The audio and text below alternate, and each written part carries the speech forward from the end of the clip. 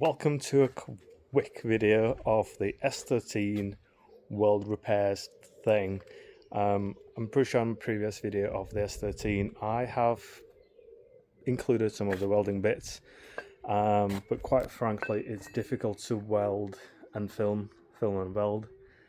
But this S13, I still maintain that it was a solid chassis and it's even more solid now. So let's go through some of the bits and the next steps that I'm going to take with the S13 on. Yes, this is a one-take video because I realised I haven't posted anything for a while. I think I've got something filmed but not edited, but I just feel like it's a good opportunity for me now to get a video out. So let's go through this S13. So the first thing that we had was missing door handles. The first thing we had was there was a bit of an issue with this floor section and it felt a bit, I was looking for this. There was a bit of rust slash rot, same with this corner, but we've gone through that. Not the best welding, definitely the other side is better, but we can see this is all solid, and I have started putting the sound insulation down, which was quite a nice, enjoyable process, not gonna lie. This is some of the older sim sealer that I used. It is quite rock hard, which is probably not ideal, so I've got some other stuff to go down, and this is why I haven't got the rest of the sound insulation on. Then underneath, this is a complete new section. Doesn't look like the OEM, but it is definitely 100% stronger than OEM. This section, it's new.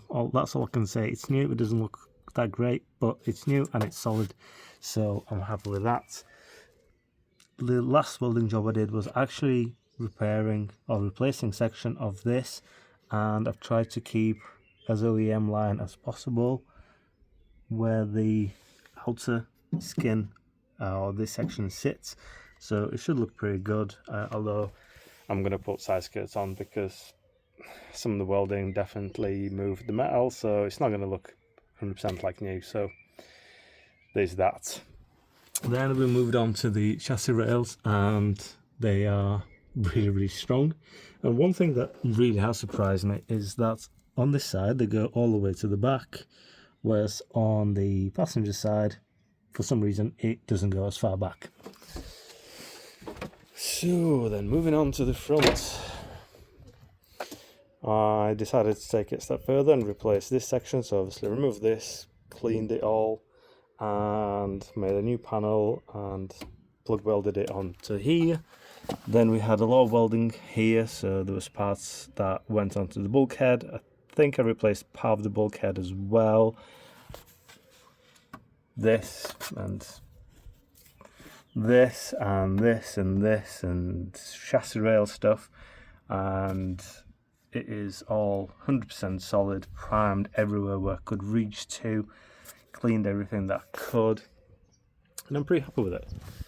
The battery tray saga, part of the short series that was posting, obviously I had to replace the section here because the battery tray is ruined and somewhere in the pile of scrap metal, and I was like, great, one side's done, the other side's not as bad. Well, let me tell you, same story with this. I had to replace part of the display. To be fair, it's really easy to do and it's really easily replaceable, and I just realized I was covering the mic. Had to replace part of the shock tower thing. That's a really thick metal, probably thicker than the original, so that should be good for a long while. Then the chassis rail, again, that's been replaced, and loads of metal, so like this has been replaced. It's power steering fluid leaking. Same as on the other side, I had to replace this section because it was rotting away. Same as the other side, I had to replace part of the bulkhead and this, but this turned out pretty decent. I'm happy with it all. And then the chassis rail, again, major part of it replaced. And then I started onto the inner sill, and this is where I had some issues. So I decided that it was going to be the best idea to drill out all the spot welds, make a cut here, make a cut there, remove the sill. There was a dent here that I wanted to straighten out, which I did. And then obviously I needed to get to the inner sill, and that was the main reason why I decided to take the outer sill, so I could get to the inner sill, weld a new patch panel, which looks greater than the other side, if I may say so myself. As you can see, there's a lot of new metal here as well, and obviously none of it has been cleaned yet or primed or whatever.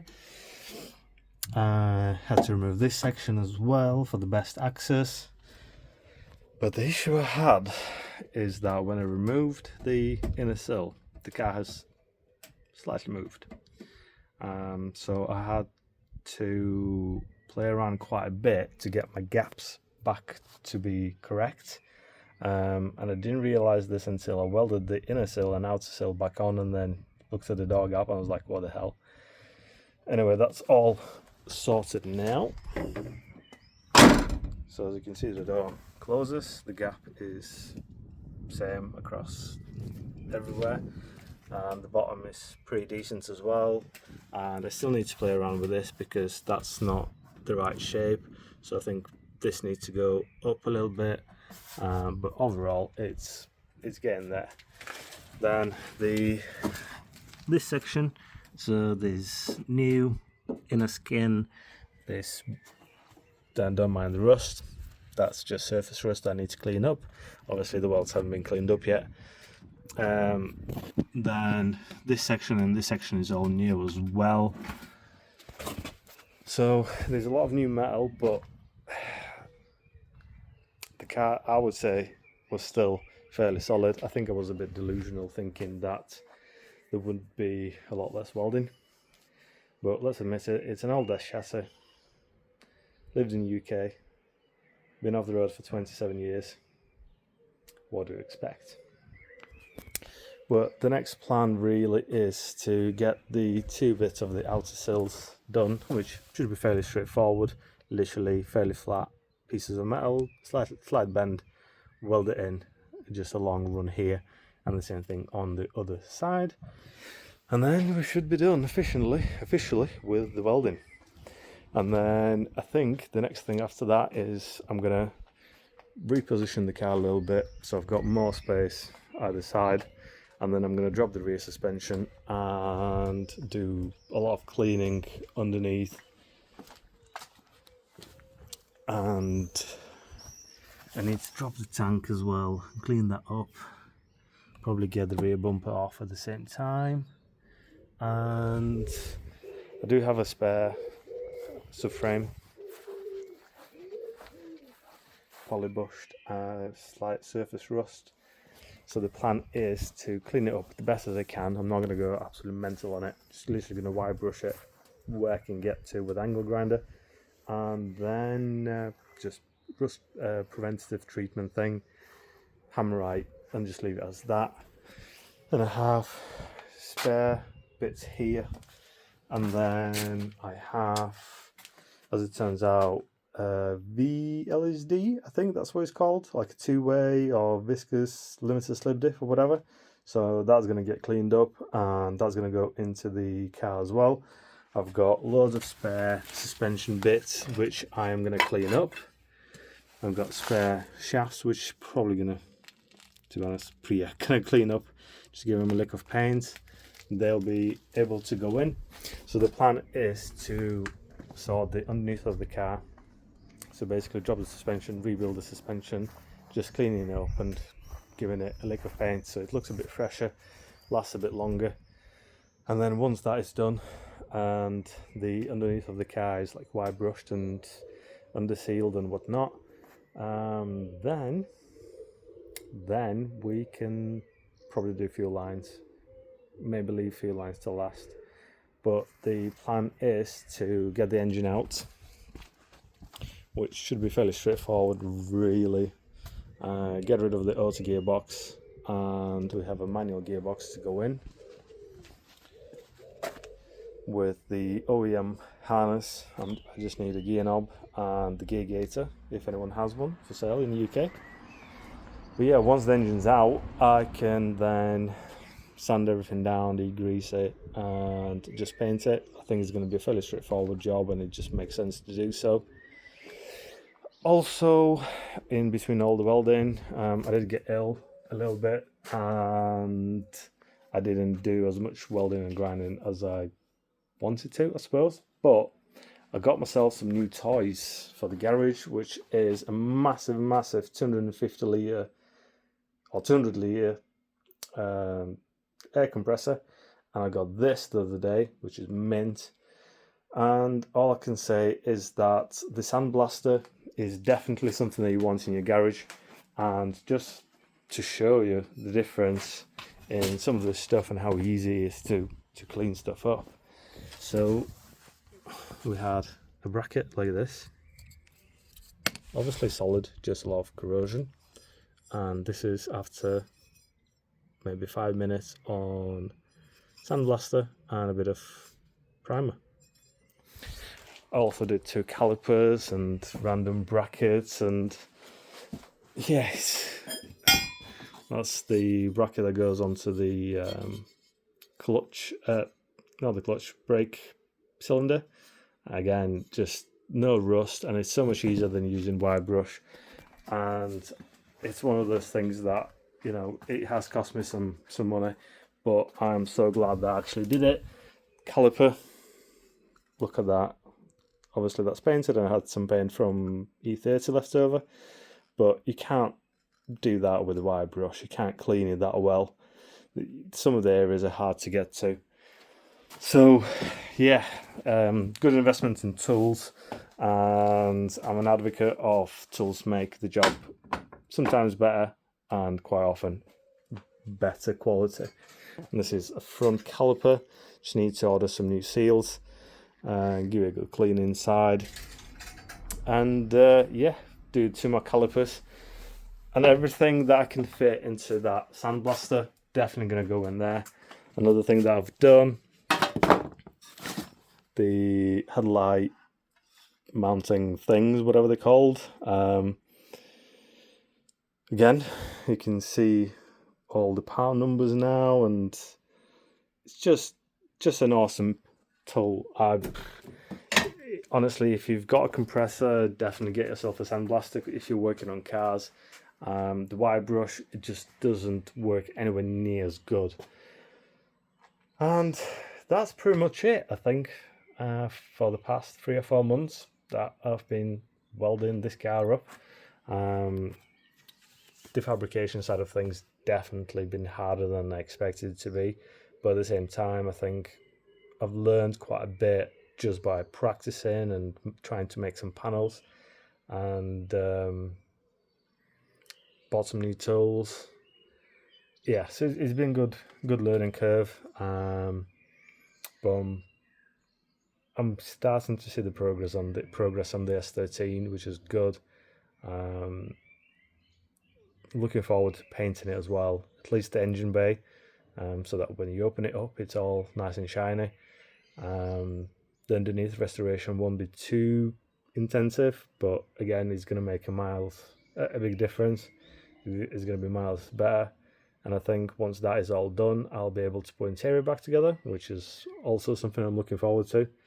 And then just paint it and MOT it.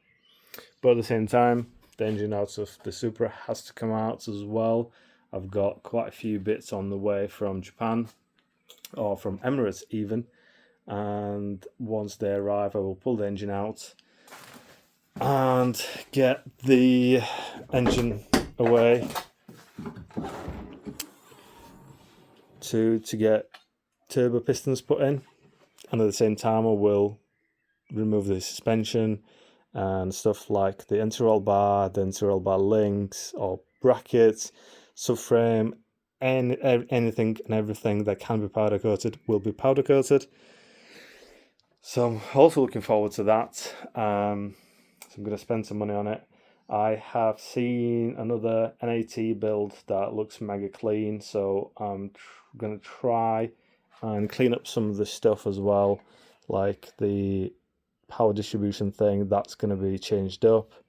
I think this will get redone as well, and just many things like the power steering. That's definitely going to be redone and going to look different and cleaner. Wiring, I think there's going to be something for maybe off season or next season to do, but I want to redo the wiring as well just to make it look a lot cleaner. Yeah, so many plans. I'm kind of kicking myself for learning by doing something, then redoing it, and then redoing it again. But I feel like that's just me. So yeah, quite a lot of spraying to do this year. Looking forward to doing the S13 for sure and learning about resprays. Kind of a bit scared that it might look very orange peely, but I know you can cut it back and polish it, which I think I'm 100% sure that's what will have to happen.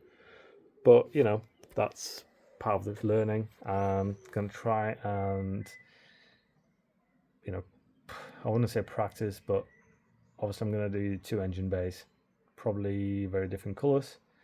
The S13 is going to stay red, but I'm looking forward in progressing from welding, because welding has he has taken a minute, but at the same time I think I've gone 2 steps more than I should have in some of the places, but this S13 is going to live for a very, very long time. So that's basically my one take video. Thanks for watching, and hopefully it won't be too long before I post the next video, and it's going to be a bit more exciting than just me talking and showing some of the stuff. See you in the next one.